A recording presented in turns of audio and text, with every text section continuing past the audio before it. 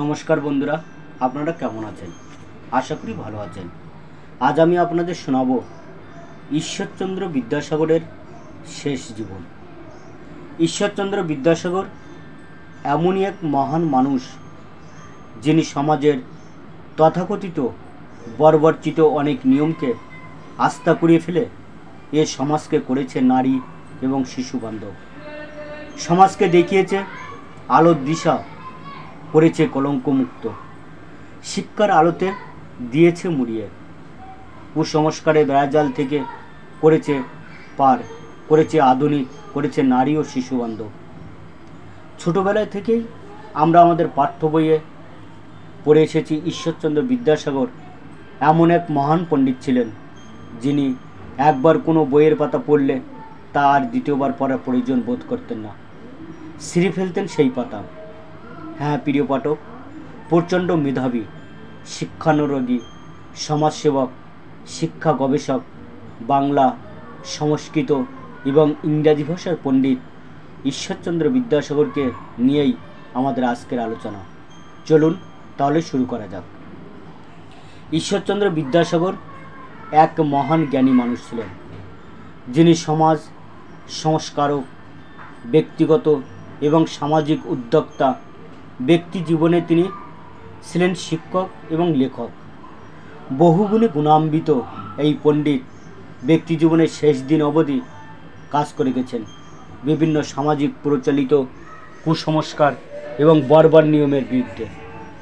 ভারতীয় নারীদের জীবন ব্যবস্থা পরিবর্তন এবং ভারতীয় শিক্ষা ব্যবস্থায় এক আমূল পরিবর্তন আনতে এই শিক্ষাগুরুর ভূমিকা অত্যন্ত গুরুত্বপূর্ণ, চিরস্মরণীয়। এই পণ্ডিত ব্যক্তি জন্মগ্রহণ করেন 1820 সালের 26শে সেপ্টেম্বর পশ্চিমবাংলার মেদিনীপুর জেলায় বীরসিংহ নামক গ্রামে। তার পিতা ছিলেন ঠাকুরদাস বন্দ্যোপাধ্যায় এবং মাতা ভগবতী দেবী।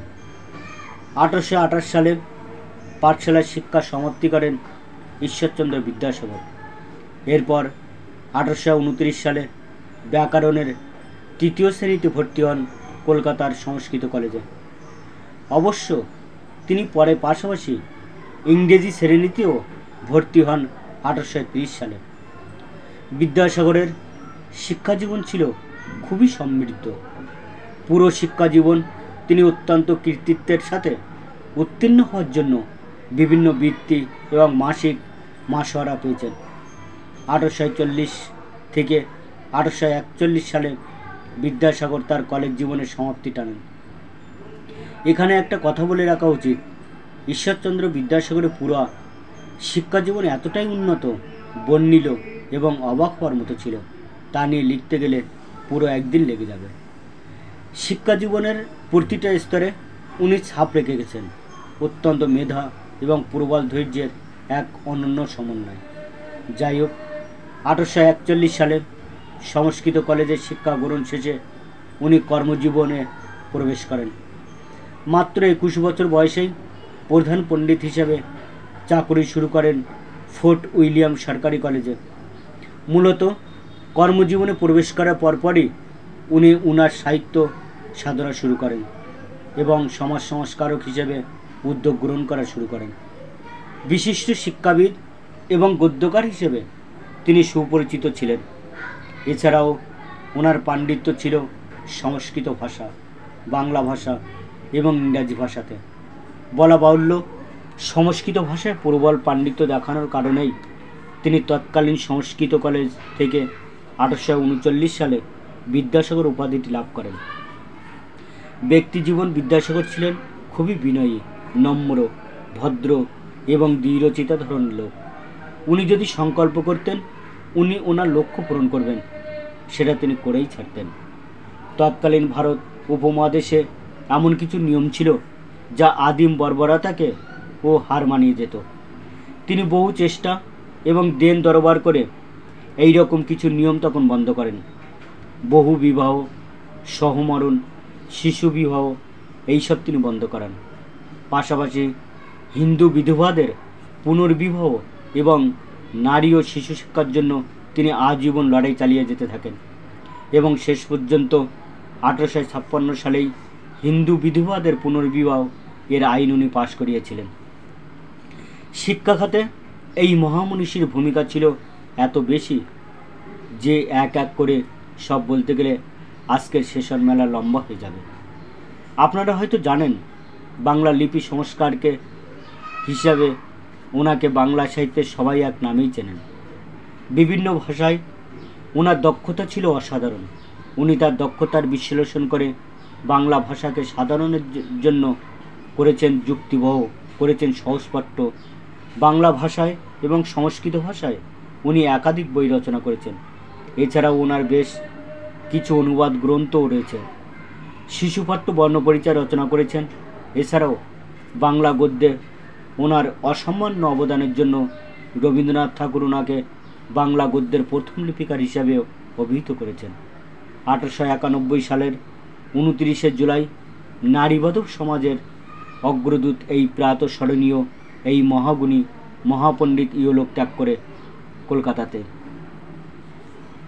এই পুরানা ব্যক্তি, যিনি গরিবের বন্ধু, দয়ার সাগর, যার কাছ থেকে কোনো গরিব, আর্ত, অসহায়, অসুস্থ রোগী কখনো শূন্য হাতে ফেরত যেত না, যিনি ছিলেন পিতামাতার জন্য নিবেদিত প্রাণ, পিতামাতার প্রতি প্রবল ভক্তি এবং বজ্রকঠিন চরিত্রের কম্বিনেশন যিনি ছিলেন অনবদ্য।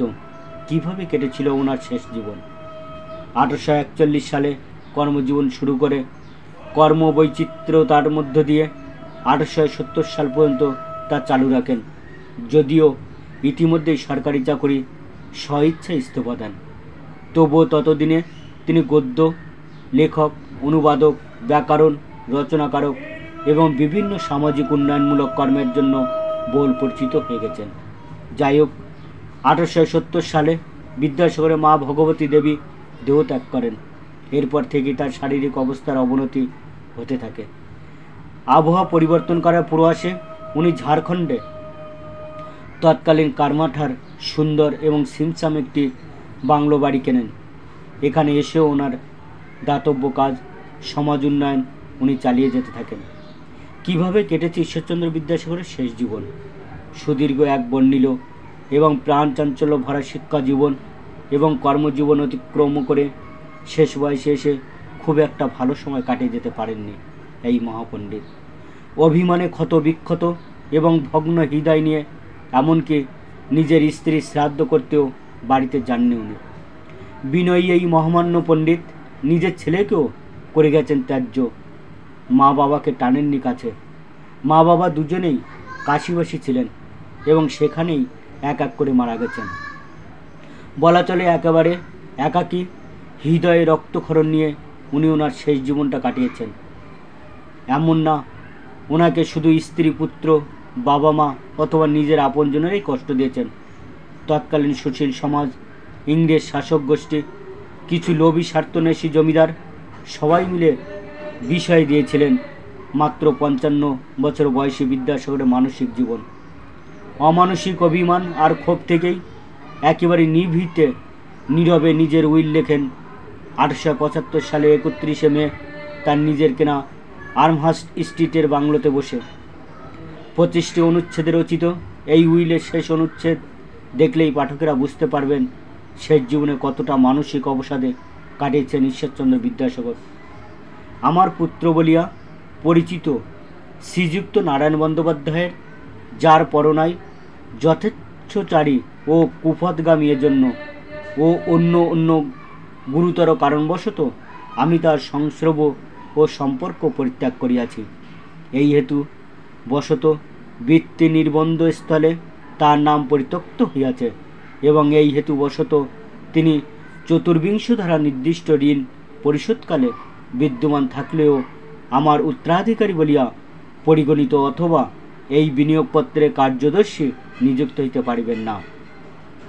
উইল লেখার পরেও ঈশ্বরচন্দ্র বিদ্যাসাগর জীবিত ছিলেন আরও 16 বছর। বস্তুত মাত্র 38 বছর বয়সে 1858 সালে যখন উনি পদত্যাগ করেছিলেন সংস্কৃত কলেজে অধ্যাপকের পোস্ট থেকে, তখন তিনি ওনার জীবনের অবহরণকাল শুরু হয়ে যায়। নিজের দু চোখ ভরা যে অদম্য স্বপ্ন নিয়ে তা অনেকটাই নিষ্পেষিত হতে থাকে প্রবল প্রতিপত্তি এবং সচ্ছল জীবন থেকে সরে আসার জন্য। পারিবারিক নিরাশা সেদিন থেকে ওনাকে জীবন নৈরাশ্যের দিকে ঠেলতে থাকে। বিদ্যাসাগরের পারিবারিক জীবন বিশ্লেষণ করে দেখা যায়, তার জীবন নিরানন্দ হওয়ার পেছনে প্রধান ভূমিকা ছিল তার পুত্র নারায়ণচন্দ্র, মাতা ভগবতী দেবী এবং স্ত্রী দীনময়ী দেবীর। পারিবারিক কোন্দল ঠিক না, তবে নিজের গ্রামের এক বিবাহ ঘটনায় ঈশ্বরচন্দ্র বিদ্যাসাগর খেপেছিলেন নিজের মা, স্ত্রী এবং পুত্র নারায়ণের উপর। সারা জীবনের জন্য গ্রাম ছেড়েছিলেন, এমনকি ওনার স্ত্রী মারা যাওয়ার খবরেও আর গ্রামমুখ হননি। গ্রাম ছাড়ার পরেও 22 বছর বেঁচেছিলেন, কিন্তু একবারের জন্যেও আর গ্রাম দর্শনে যাননি। নিজের বাড়িঘর, নিজের হাতে গড়া স্কুল, আত্মীয় স্বজন সব পেছনে ফেলে এক অদ্ভুত অভিমানের জীবন কাটিয়ে গেছেন বিদ্যাসাগর। 60টির উপরে বিধবা বিবাহ নিজে খরচে করাতে যে 1866 থেকে 1867 সালের দুর্ভিক্ষে দেনা করে অন্য সত্র খুলতে যে প্রচুর দেনাতে আক্রান্ত হন বিদ্যাসাগর। দেনা পরিশোধের জন্য নিজের প্রতিষ্ঠা করা বুক ডিপোজিটে দান করে দিয়েছিলেন। নিজের করা প্রেসের কিছু অংশ বিক্রিও করে দিয়েছিলেন। প্রেসের কাজে তেমন সময় দিতে পারতেন না। এই সুযোগ নিয়ে কর্মচারীরা করেছিল চরম অনিয়ম ও আর দুর্নীতি। এছাড়াও নিজের পুত্র নারায়ণকে বের করে আনতে পারেননি নিজের পিতার অতিরিক্ত স্নেহ আদর থেকে।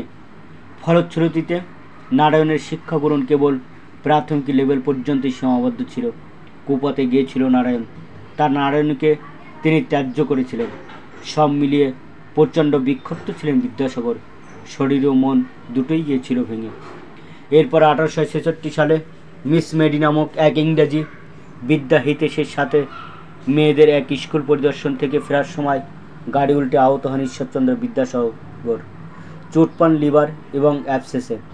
এই লিভারের চোট আর ওনাকে ভালো থাকতে দেয়নি। আমরণের যন্ত্রণায় উনি বয়ে বেরিয়েছিলেন। শেষ বয়সে এসে মানসিক এবং শারীরিক যন্ত্রণায় প্রচণ্ড কষ্ট পেয়েছেন, তবুও ওনার কলম থেমে থাকেনি। সবাই বলে মারা যাওয়ার আগে ওনাকে আনন্দ দিয়েছিল দুটি ঘটনা। এক, ওনার পুত্র নারায়ণের বিয়ে, তাও এক বিধবার সাথে। 2, ওনার গড়া মেট্রোপলিটন ইনস্টিটিউশন। 1870 সালে পুরো পরিবারের বিরুদ্ধে গিয়ে পুত্রের বিবাহ দেন এক বিধবার সাথে। তার 1 বছর পরেই ওনার মাতার অন্তর্ধান ঘটে কলেরা রোগে আক্রান্ত হয়ে। এরপরেই শিশুর মতো আকুল হয়ে পড়েন তিনি। শরীরের ভগ্নদশা নিয়েই চালিয়ে যেতে থাকলেন লেখালেখির কাজ, সমাজসেবার কাজ। 1879 সালে ওনার গড়া মেট্রোপলিটন ইনস্টিটিউশন উন্নতি হলো 1ম শ্রেণী কলেজে, এবং এটি ওনার জীবনের শেষ ঘটনা যা ওনাকে কিছুটা হলেও আনন্দ দিয়েছিল। 1891 সালে স্থায়ীভাবে চলে আসেন কলকাতার বাদুরবাগানের বাড়িতে। শারীরিক যন্ত্রণা তখন প্রবল, দাঁতে দাঁত খেটে সহ্য করেন, ব্যথা প্রকাশ অতটা করেন না। ইংরেজ ডাক্তাররা দিলেন জবাব। চিকিৎসা চালালেন ডাক্তার মহেন্দ্রলাল সরকার। বাদুরবাগানে বাড়িতে এসেছিলেন জুন মাসে, কিন্তু 2 মাস যেতেই 29 জুলাই রাত 11টার পর থেকে আর ওনার কোনো রেসপন্স পাওয়া যায়নি। রাত ঠিক 2:18 শেষবারের মতন চোখ খুলে নিজের পুত্রের দিকে তাকিয়েছিলেন। এরপর নিস্তব্ধ নিতর হয়ে গেলেন চিরজীবনের জন্য। এক কালজয়ী পুরুষের জীবনের অন্তিম মুহূর্ত কাটল প্রচণ্ড মানসিক এবং শারীরিক কষ্ট পেতে পেতে। মারা যাওয়ার 22 বছর আগের যে অভিমানের ওনার মনে জন্ম দিয়েছিলেন ওনার মাতা, স্ত্রী এবং পুত্র, সেই অভিমানের রেশ ধরেই একেবারে নীরবে নিভৃতে প্রবল অভিমান আর হৃদয় ক্ষরণ নিয়ে ইহলোক ত্যাগ করেন সর্বকালের শ্রেষ্ঠ বাঙালির তালিকায় 8ম হওয়া এই মহামনীষী। ধারণা করা হয় মায়ের উপর প্রচণ্ড অভিমানেই ঈশ্বরচন্দ্র বিদ্যাসাগর জীবনের শেষ 22টি বছর একাকী নিভৃতে কাটিয়ে গেছেন। চরম মাতৃভক্তির জন্য সুপ্রসিদ্ধ বিদ্যাসাগর এমনকি মায়ের ডাকে দামোদর নদীও সাঁতরে পার হয়েছিলেন। মায়ের নির্দেশে স্থাপনা করেছিলেন অসংখ্য বিদ্যালয় আর বিনা বেতন এর ছাত্রাবাস। কিন্তু সেই মা যখন বিদ্যাসাগরের অমতে যে রাতের আধারে বিয়ে দেন মুচিরাম এবং মনমোহিনীকে, বিদ্যাসাগর প্রবল অপমানে, লজ্জা আর অভিমানে ছিন্ন করেছিলেন সব সম্পর্ক। বেঁচে ছিলেন যতদিন দূর থেকে সব দায়িত্ব পালন করে গেছেন, কিন্তু নিজে থেকে গেছেন সবার অগোচরে, সবার চোখের আড়ালে এবং ধরা ছোঁয়ার বাইরে। সবাইকে ধন্যবাদ জানিয়ে গল্পটি এখানেই শেষ করছি। ভিডিওটা কেমন লাগলো কমেন্ট বক্স में কমেন্ট করে অবশ্যই জানাবেন। এই রকম আরও ভিডিও দেখতে হলে চ্যানেলটি অবশ্যই সাবস্ক্রাইব করবেন আর পাশে থাকা বেল আইকনটি প্রেস করতে ভুলবেন না। নমস্কার।